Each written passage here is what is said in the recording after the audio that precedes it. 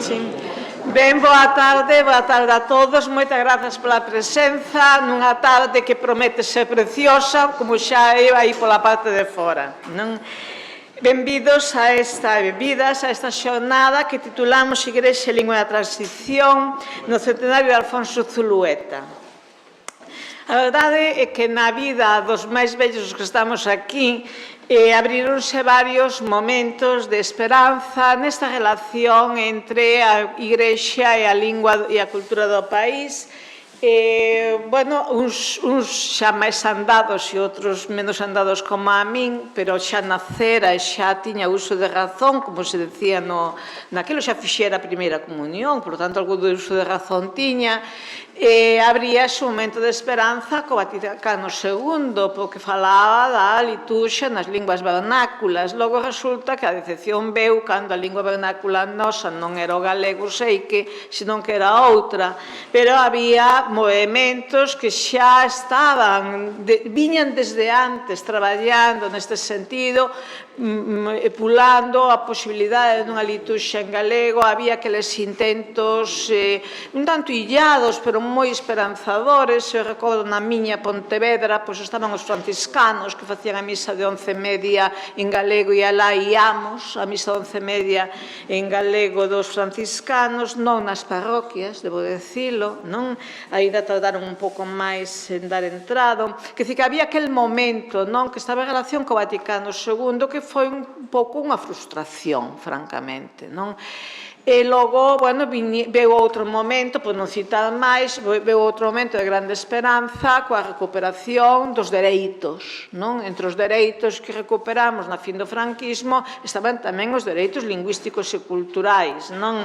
E daquela, pois, efectivamente, xa tamén viñan desde o franquismo avanzando movementos cristiáns, no que estabades algúns dos que estades aquí, outros non tiñades a idade para tanto, pero que tamén facían prever que podía chegar ese momento e tamén, aínda que algunhas iniciativas prosperaron, outras foron condenadas ao fracaso, de tal maneira que xa iniciada a democracia aínda seguía habendo movementos cristiáns e tamén con axudas que non eran propiamente dos movementos cristiáns, sino da sociedade no seu conxunto, que intentaban que por fin se foran cumprindo algunhas das etapas, acadando algúns dos resultados, etc. Aí estaba a traducción da Biblia, aí estaba a traducción do misal, aí estaban moitas outras iniciativas que se foron levando dun lado e de outro, non?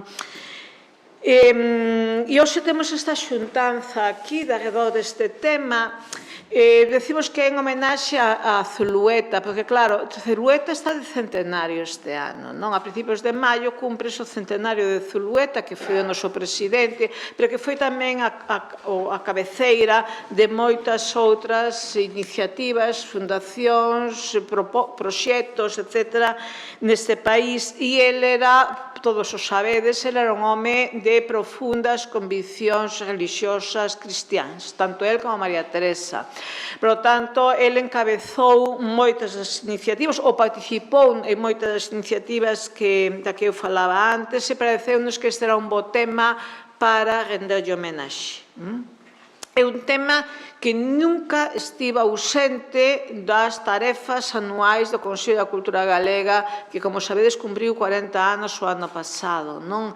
Quero lembrar aquí, por poñer só o acento sobre algúns fitos, moi poucos, escollín, pois no ano 87 publicamos aquel volume daquela serie laranxa que tiñamos, que era a Igrexa e Lingua Galega que fixo Ferro Rival. 2 anos despois, aquel da Igrexa en Galicia que fixo Daniel López Muñoz. Pouco tempo despois, Filgueira, sendo xa presidente Filgueira, creo eu, creou unha especie de comisión, de comité, que durante xornadas sucesivas foi facendo un documento que el prevía que era un documento importante sobre como eles vían que debía comportarse a Igrexa Galega no seu conxunto con relación á lingua e á liturxia. Pero non só na liturxia, senón a Igrexa Galega, o uso da lingua na Igrexa Galega, e que ele pretendía entregarlle en man ao arcebispo, pero Filgueira morreu antes de poder entregarlo en man. Eu rescatarei ese documento e farei-o chegar. Creo que Ferro en algún momento o entregou, porque ele actuaba como secretario daquela comisión, pero eu farei-o chegar, porque, bueno, como mínimo, aparte de que probablemente as reivindicacións sigan sendo as mesmas, son moi parecidas, por tanto, seguirá tendo unha gran parte da actualidade, polo menos ese documento histórico promovido por eles e no que traballaron durante moito tempo debería constar, non? Quer dizer que con eses tres fitos que xa pertencen ao pasado, antes de que Zulueta fose presidente, creo que está encamiñado que este é un tema que o Consello sempre lle ocupou parte do seu tempo, tamén das súas preocupacións. Encargamos a Silvestre, que hasta hai uns días, semanas, era o noso secretario da Executiva e secretario do Consello da Cultura, que coordinase esta sesión de hoxe, sabendo que no momento que se fora a producir, el xa non sería o secretario do Consello da Cultura Galega, porque nós temos un regulamento que marca períodos que son absolutamente imposibles de ultrapasar.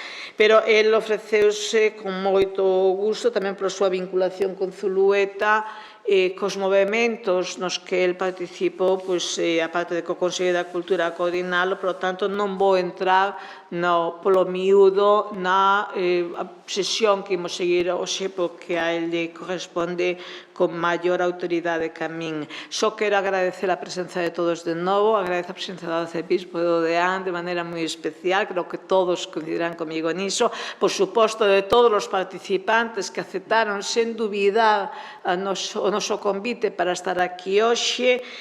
Non están todos os protagonistas, por desgraza, moitos dos protagonistas xa non están connosco. Imos alcanzando unhas idades que só algúns privilexiados seguen estando aquí.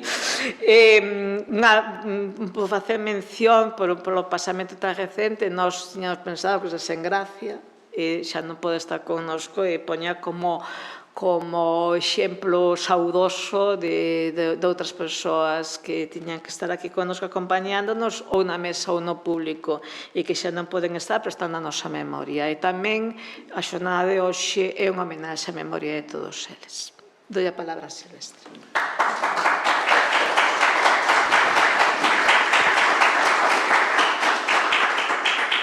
Grazas, presidenta.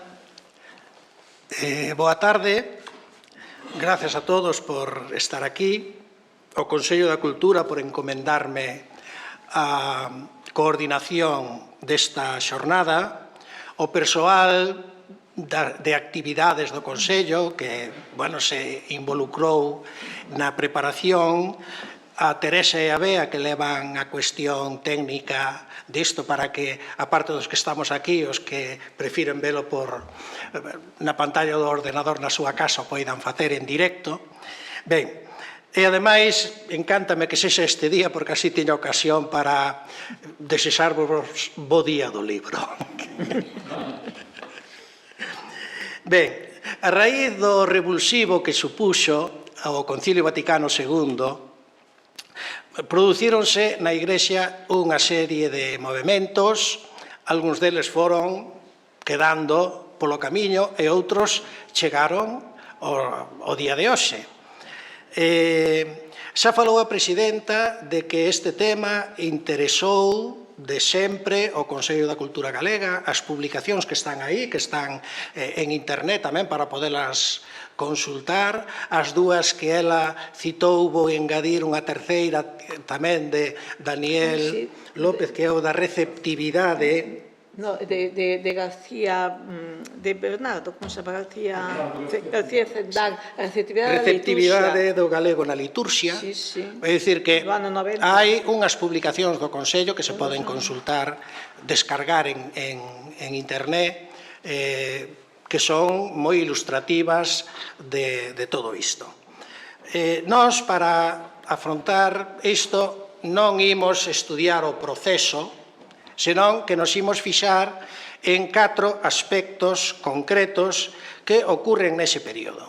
O primeiro deles é a tradución da Biblia ao galego, concretamente a traducción que acabou publicando a editorial SEP e que ten, digamos, de particular o feito de que é unha traducción feita a partir das linguas orixinais dos textos bíblicos, do hebreo, do arameo e do grego.